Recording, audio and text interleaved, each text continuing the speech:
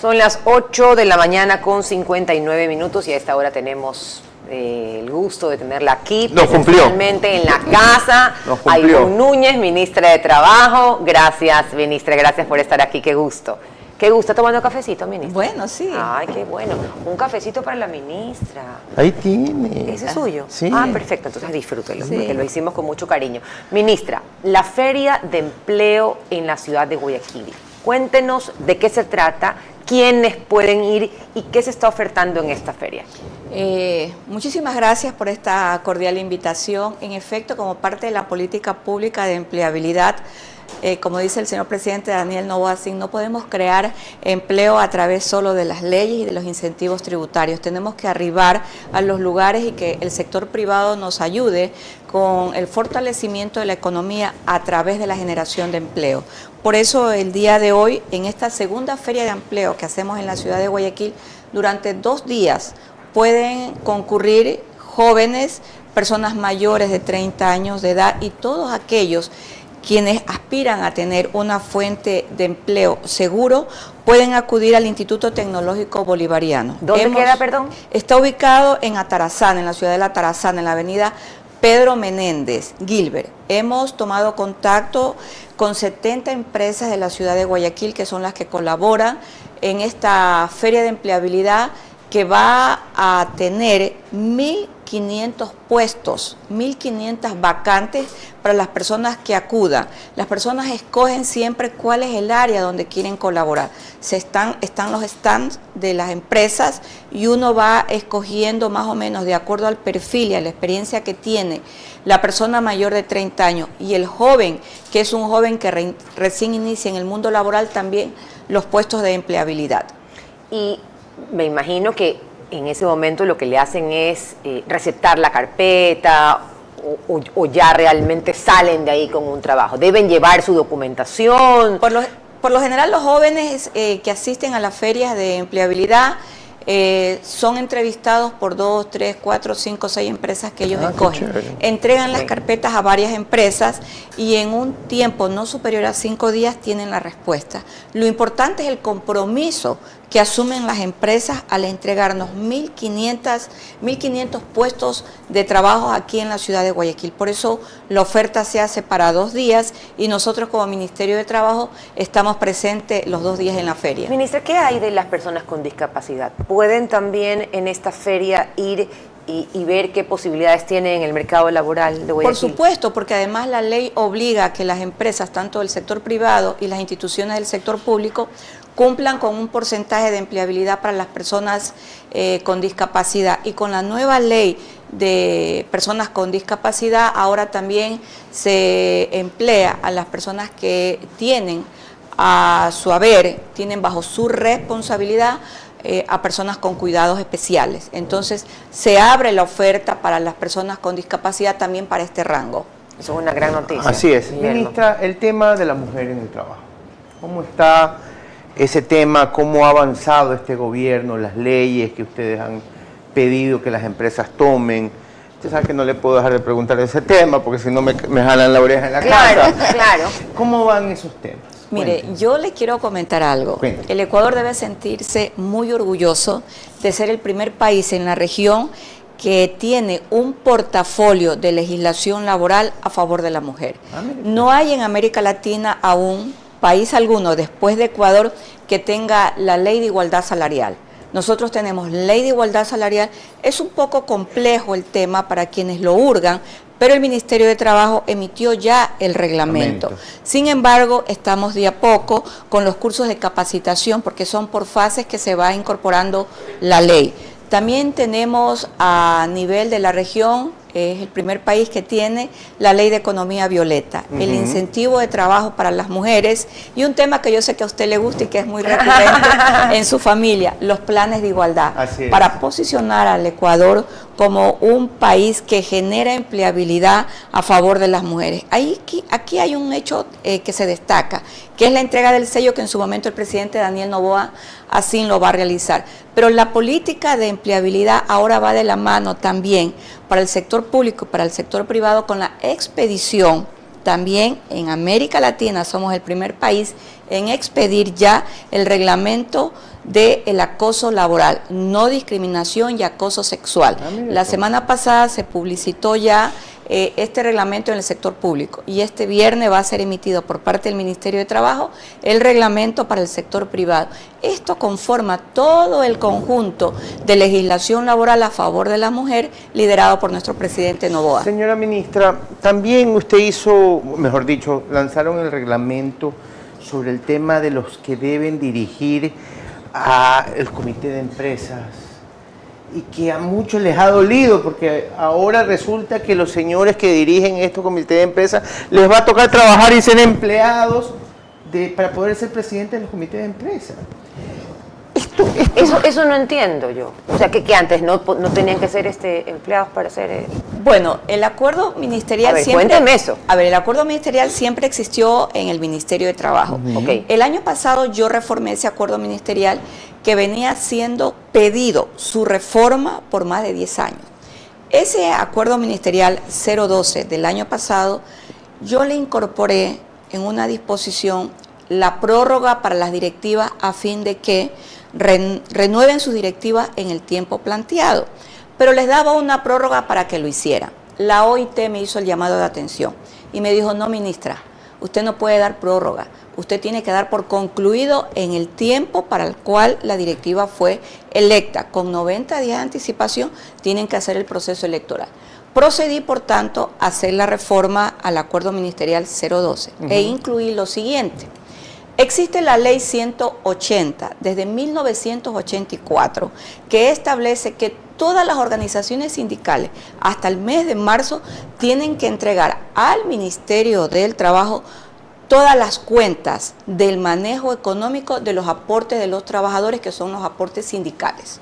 Para ver en qué se gasta el dinero, si es en beneficio de los trabajadores o se lo farrean ellos. Sí, entonces esta ley no se estaba cumpliendo, la he puesto en el acuerdo ministerial. Todas las directivas que estaban en funciones prorrogadas cesan. Se les ha dado un plazo para que inmediatamente convoquen a elecciones. Y les he puesto en el reglamento que de acuerdo a los estatutos ellos se pueden autoconvocar y establecer una fecha para que se dé el proceso electoral. No pueden ser miembros de sindicatos, ni de comité de empresa, ni de centrales sindicales, aquellas personas que no son obreros, que no son trabajadores. Necesariamente. ¿Quiénes manejaban antes las centrales? Los sindicatos, los sindicalistas, pero trabajadores. Pero el sindicalista no es quien trabaja en la empresa. Bueno, se está reafirmando el concepto natural que para ser dirigente tiene que ser obrero. Obvio. Y estoy aplicando lo que establece el artículo 326, numeral 8, y el artículo 96 de la Constitución de la República, que señala la alternabilidad y la alternancia en todas las organizaciones sindicales del Ecuador. Ahora ya Por tanto, estoy promoviendo. Es que se perennizaba en el cargo y usted veía líderes sindicales que se reunían solamente para pedir aumentos de sueldo a final del año, que tenían 20, 25 años en el sindicato de tal cosa. Y obviamente pues se les pagaba un sueldo, sueldos dorados, que venían de los trabajadores. Sí, esto también es parte del incentivo en la política laboral a favor de las mujeres. Yo expresé alguna vez en una entrevista que a mí me gustaría ver a más mujeres sindicalistas, que más mujeres participen en el mundo sindical. No le digan mucho que después nos monta un sindicato aquí en Meche.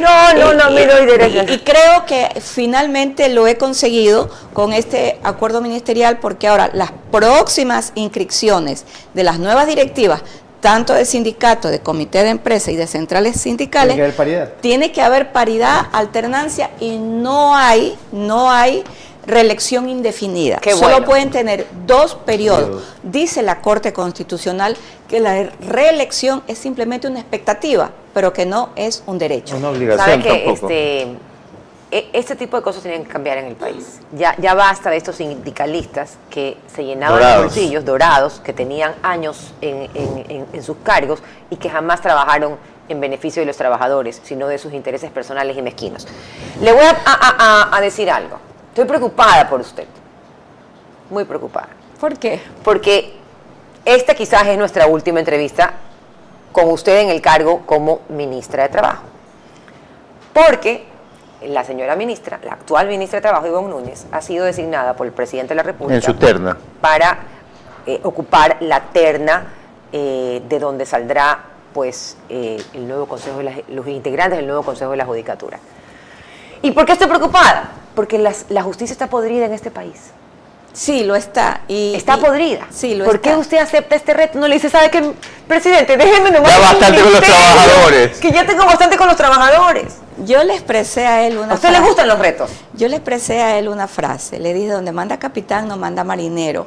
Y la inteligencia y la capacidad no está determinada por el sexo ni el color de la piel. Cuente conmigo siempre.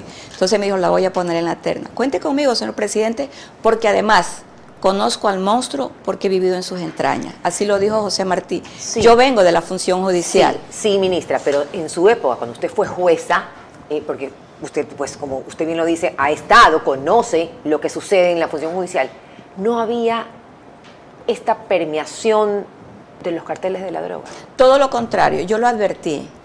Cuando usted estaba ya lo había dicho. Yo lo advertí, okay, y fui candidata a presidir la Corte Provincial de Justicia del Guayas. Wow. Y cuando perdí dije, creo que me equivoqué porque por mí votaron los juristas y quien ganó pertenece a una banda. Hoy ella está sentenciada. Yo no sabía eso, sí, ministra. Mire usted. O sea, usted perdió contra Fabiola Gallardo. Sí, yo perdí contra ella y a los pocos días de su actuación de presidenta se pudieron ver las actuaciones penales que yo advertía. De hecho, a mí me amenazaban permanentemente. Creo que la función judicial vive la peor situación de la vida republicana del Ecuador. Y la frase de Jaime Roldós aún está pendiente cuando inauguró, él como presidente de la República, la Corte Provincial de Justicia del Guaya. En esa época se llamaba Corte Provincial de Guayaquil. Así es. Y el expresidente Roldós dijo que él venía a inaugurar el edificio y que esperaba pronto inaugurar la justicia. Creo que al estar esa frase pendiente y al tener unos nuevos actores en la conducción administrativa del sistema judicial, tenemos que hacer posible la frase de Roldós. ¿Usted va a inaugurar la justicia? Creo que el Ecuador, le voy a decir Ivonne. Sí, creo que el Ecuador va a enfrentar un proceso de renovación profunda del sistema judicial. Y dentro del programa de trabajo que tengo que... My work is easy because I use ClickUp. Here's how I keep track of all my tasks. I start by brain dumping everything I need to get done. Conocerá. El primer punto, devolverle la independencia a la Fiscalía General del Estado, porque en el año 2011 el sistema judicial fue cooptado, así lo dijo el prófugo de la justicia. Y hay que devolverle al sistema judicial su competencia plena, que lo dice la Constitución de la República. El sistema judicial, llamado Consejo Nacional de la Judicatura, administra exclusivamente la función judicial, pero no puede administrar, dirigir, sancionar y seleccionar el sistema de la Fiscalía, ni tampoco la de la Defensoría Pública, claro, porque en la Constitución están como instituciones del Estado, no instituciones dependientes del Consejo Nacional de la Judicatura. Y el segundo punto, creo que es el punto más importante y el más álgido, que no se lo ha cumplido después del año 2016, la evaluación de todos los jueces del Ecuador. Los parámetros de evaluación... La permanente evaluación. Sí, la última evaluación se hizo en el 2015. Yo me sometí a la evaluación del año 2015. Han pasado 10 años. Han pasado 10 años y no se los ha evaluado. Hay que ir al proceso de cumplimiento de la norma. Hay que ir al proceso de evaluación con escrutinio público y con examen oral. Como usted lo decía fuera de micrófono. Yo también le voy a decir Ivonne porque la estoy separando de ser la ministra. Ivonne, ¿cómo solucionamos la justicia de este país? Alguna vez yo le pregunté a varios expertos de Naciones Unidas que cuánto tiempo nos iba a llevar cambiar toda la estructura del Estado que se había armado en la época del Correato. Y la respuesta que me dio la experta de Naciones Unidas fue el mismo tiempo que duró armar ese proceso de control y de impunidad, es decir, 10 años. Pero quiero decirle algo más. Esos 10 años yo los extiendo a los 4 años del expresidente Lenín Moreno y a los 3 años del expresidente Guillermo Lasso. Creo que las bases las está sentando de manera muy fuerte, pero sobre todo sólidas y seguras el presidente Daniel Noboa. Claro, o sea, en 4 años que dura el periodo no se puede hacer magia, porque hay que hacer una reestructura total, como usted dice, desde las bases. Sí, es una reestructuración del Estado como tal. Y el sistema judicial debe ser el sistema más seguro de toda sociedad, no solo del Ecuador. allí radica la confianza ciudadana. Entonces, el proceso que nos espera es un proceso fuerte. Lo que hay que conseguir es acelerarlo. ¿Y usted está dispuesta justamente a enfrentarlo con esa misma fortaleza que ha enfrentado el municipio, pese a toda la oposición que tuvo en su momento su postura, por ejemplo, frente al tema de Verónica Abad? Yo creo que cuando las razones son suficientes, la verdad se hace presente. Me encanta, la respuesta. La voy a poner, como dicen los estadounidenses, en el spot. ¿Y la Corte Constitucional? Bueno, el tema de la Corte Constitucional yo lo entiendo como una corte diseñada como un sello de oro por parte de la Constitución anterior. Esa corte se sabía cuál iba a ser su función. Y esa Corte Constitucional ha estado en medio de escándalos. Vivimos el escándalo de la Cervecería Nacional. Así, la Corte Cervecera. Si no se hubiese conocido el famoso cheque, los $500,000 a los ex trabajadores de cervecería, no se le hubiese pagado las utilidades que las pagamos nosotros. Claro. Nosotros pagamos las utilidades ahora como Ministerio del Trabajo. De acuerdo. Y también estuvo envuelta en otro problema de orden penal. Su ex vicepresidenta, la doctora Pamela Martínez, fue sentenciada por crimen organizado en el famoso caso de Arroz Verde, de tal manera que la Corte Constitucional se sabía cuál era su diseño y su función. Era para estar al servicio de quien la creó, que era el expresidente. Pero sí, él mismo ha dicho que no sirve para nada. Y que fue creada para eso, y él la blindó porque toda la Corte era de él. Así es, y nunca una estructura de Corte Constitucional en el Ecuador había tenido el blindaje que la tiene ahora. La Corte Constitucional en el Ecuador, llamada ante Tribunal Constitucional, era designada directamente a través del Congreso Nacional, como se conocía anteriormente a la actual Asamblea Nacional. Creo que el presidente ahora, al ganar la consulta popular, el cambio de integrantes de la Corte Constitucional, como se llama ahora, va a ser diferente. Ivonne, la mayor de la suerte. No sé qué decirle. Solamente puedo decirle que usted ha sido una de las figuras más importantes hasta el momento del gobierno, porque nadie puede hablar de su trabajo. La pueden atacar por los intereses personales de cada persona que emite un criterio. Pero nadie puede decir que usted hace algo al margen de la ley o que su trabajo no es impecable. Aquí hemos tenido algunos invitados que fuera de micrófono me han dicho: yo conozco el trabajo de Ivonne desde que Ivonne era jueza y ha sido una de las juezas más probas y más rectas. Ahora entiendo muchas cosas. Ahora entiendo cómo se quieren posicionar ciertas narrativas de que se quieren tomar la justicia.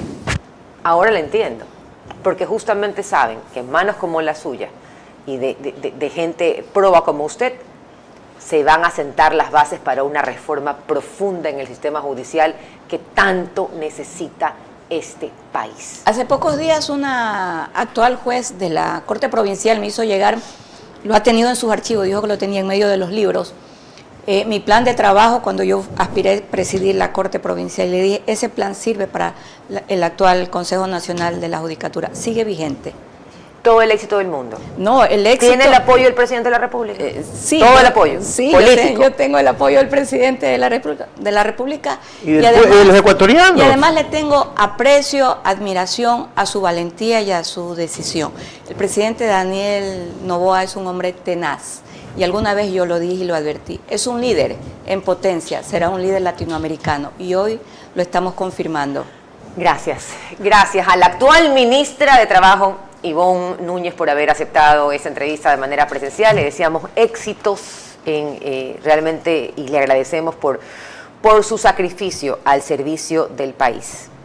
Generar ese tipo de cambios siempre causa conmoción y convulsión a quienes han estado acostumbrados a manejar las cosas a su antojo. Hacemos una pausa y ya regresamos con más.